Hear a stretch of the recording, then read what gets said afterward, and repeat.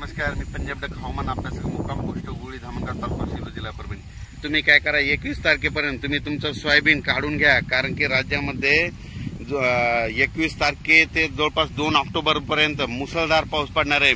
मागे जसा पाऊस पडला तसंच पाऊस पडणार आहे। आणि तुम्हाला एक माहिती असं म्हणून सांगतो, ह्या शेतातली आता सोयाबीन कशामुळे काढत आहे, कारण की इथं 24-25 तारखेला इथून परत एकदा पाणी जाणार आहे आणि परत पाणी गेल्याच्या नंतर हे पीक राहणारच नाही। म्हणून हे सोयाबीन काढत असताना तुम्हाला मुद्दाम म्हणून हे व्हिडिओ करत आहे।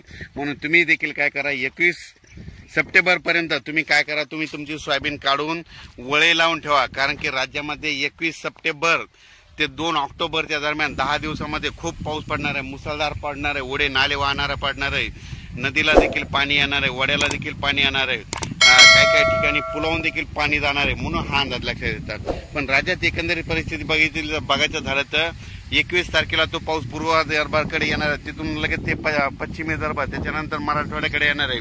मराठवाड्याकडून परत तो पाऊस, तुम्हाला एक सांगू इच्छितो की तो पाऊस लगेच पुन्हा इकडं पश्चिम महाराष्ट्राकडे जाणार आहे, त्याच्यानंतर उत्तर महाराष्ट्राकडे जाणार आहे।